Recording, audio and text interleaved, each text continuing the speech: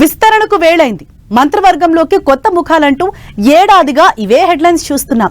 కానీ ఈసారి Telangana cabinet expansion పక్కాగా కనిపిస్తోంది. సామాజిక సమీకరణాలను బట్టి మంత్రివర్గ కూర్పు చేస్తున్నారు. ఉగాది తెల్లారో మర్నాడో ప్రమాణ స్వీకారం కూడా ఉంటుందట. అయితే కేబినెట్ విస్తరణ వేళ రకరకాల ఈక్వేషన్స్ తెరపైకి వస్తున్నాయి. సిట్టింగ్ మంత్రుల పనితీరును బట్టి ప్రక్షాళన చేస్తారంటున్నారు. కేబినెట్ విస్తరణ వేళ ఏ అంశాలు కీలకంగా మారుతున్నాయి? ప్రక్షాళనలో భాగంగా ఏం జరగబోతోంది? ఉగాది తెల్లారి మర్నాడు మంత్రివర్గ విస్తరణ. ఇప్పటికే పలువురి పేర్లు ఖరారైనట్లు టాక్. శాఖల మార్పులు చేర్పులు ఉంటాయని ప్రచారం. రోజుకో అప్డేట్. లీకుల మీద లీకులతో 15 నెలలుగా తెలంగాణ కేబినెట్ విస్తరణ డైలీ ఎపిసోడ్ గా కొనసాగుతోంది.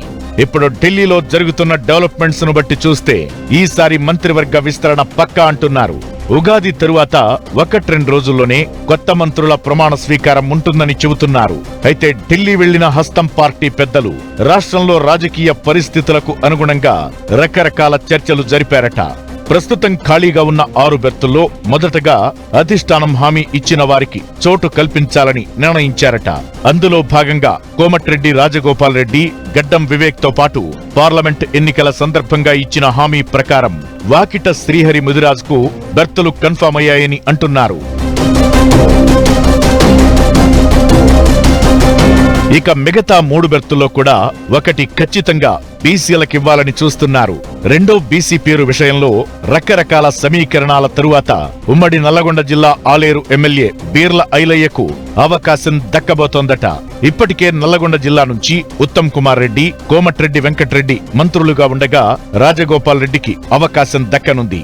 దీంతో ఒక్క జిల్లా నుంచి 3 రెడ్లు ఉంటే కాస్ట్ ఈక్వేషన్స్ బట్టి చూస్తే రాంగ్ ఇండికేషన్స్ వెళ్లే ప్రమాదముందని భావిస్తున్నారట. అందుకే అదే జిల్లా నుంచి బీర్ల ఐలయ్యకు మంత్రిగా ఛాన్స్ ఇవ్వాలని చూస్తున్నారని టాక్. అంతేకాదు, ఐలయ్యకు అవకాశమిస్తే అతిపెద్ద సామాజిక వర్గమైన యాదవ సామాజిక వర్గానికి చోటు కల్పించినట్లవుతుందని లెక్కలు వేసుకుంటున్నారట. దీంతో ఒక్క భర్తీతో 2 ఈక్వేషన్స్ వర్కౌట్ చేసినట్లవుతుందని కాంగ్రెస్ పెద్దల ఆలోచనగా చెబుతున్నారు. ఇలా 4 బెర్తులు ఖాయం కావడంతో మిగిలిన 2 బెర్తుల విషయంలో ఒకదానికోసం సీఎం రేవంత్ రెడ్డి గట్టి పట్టు పడుతున్నారు. ఉమ్మడి నిజామాబాద్ జిల్లాకు కేబినెట్ లో ప్రాతినిధ్యం లేదు. దీంతో బోధన్ ఎమ్మెల్యే సుదర్శన్ రెడ్డికి ఖచ్చితంగా అవకాశమివ్వాలని సీఎం కోరుతున్నారట. సుదర్శన్ రెడ్డి విషయంలో సీఎం చాలా సీరియస్ గా ప్రయత్నాలు చేసి అధిష్టానాన్ని ఒప్పించినట్లు టాక్ నడుస్తోంది. సుదర్శన్ రెడ్డి విషయంలో సీఎం సక్సెస్ కావడంతో డిప్యూటీ సీఎం భట్టి విక్రమార్క ప్రేమ్ సాగర్ రావుకు మినిస్ట్రీ ఇవ్వాలని పట్టుబడుతున్నారట. ఉమ్మడి ఆదిలాబాద్ జిల్లా నుంచి గడ్డం వివేక్ తో పాటు ప్రేమ్ సాగర్ రావు కూడా ఇవ్వాలని, అందుకు తగ్గ ఈక్వేషన్స్ ను కూడా భట్టి వివరించారట. భట్టి చెప్పిన వాటికి అధిష్టానం కన్విన్స్ అయిందని, అందులో భాగంగా ప్రేమ్ సాగర్ రావుకు మంత్రివర్గంలో ఛాన్స్ దక్కనున్నట్లు గాంధీ భవన్ వర్గాలు చెబుతున్నాయి. ఇలా మొత్తం మీద 6 బెర్తులకు 6 పూర్తి కావడంతో మైనారిటీలకు ఛాన్స్ లేదనే టాక్ వస్తోంది. దీంతో మైనారిటీలకు అవకాశం కల్పించాలంటే ప్రస్తుతం ఉన్న మంత్రుల్లో ఒకరికి ఉద్వాసన పలికి మైనారిటీ కోటాలో అమీర్ అలీ ఖాన్ కు ఛాన్స్ ఇవ్వొచ్చన్న చర్చ జరుగుతోంది.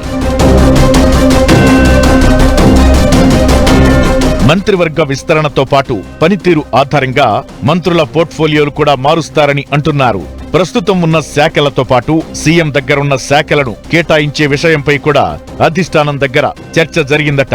సీనియర్ మంత్రి ఉత్తమ్ కుమార్ రెడ్డి తన దగ్గరున్న శాఖల్లో మార్పు చేయాలని కోరుతున్నారట. తన ఇరిగేషన్ శాఖను మార్చి రెవెన్యూ శాఖ ఇవ్వాలని కోరుతున్నారట. రెవెన్యూ శాఖ మంత్రిగా ఉన్న పొంగులేటికి సీఎం దగ్గరున్న అర్బన్ డెవలప్మెంట్ మినిస్ట్రీ ఇవ్వాలని చూస్తున్నారట. ఇరిగేషన్ శాఖను మంత్రి కోమటిరెడ్డి వెంకటరెడ్డికి ఇస్తారని చర్చ జరుగుతోంది. ఇక అమాత్య బెర్తులు కన్ఫామ్ అని కాన్ఫిడెంట్ గా ఉన్న కోమటిరెడ్డి రాజగోపాల్ రెడ్డి, గడ్డం వివేక్, వాకిట శ్రీహరి ముదిరాజులు కూడా ఏ శాఖలు తీసుకుంటే బాగుంటుందనే దానిపై తమ సన్నిహితులతో చర్చిస్తున్నారట. తెలంగాణ కేబినెట్ విస్తరణ అంశం తుది దశకు వచ్చినప్పటికీ ఎవరి ప్రయత్నాలు వారు చేస్తున్నారు.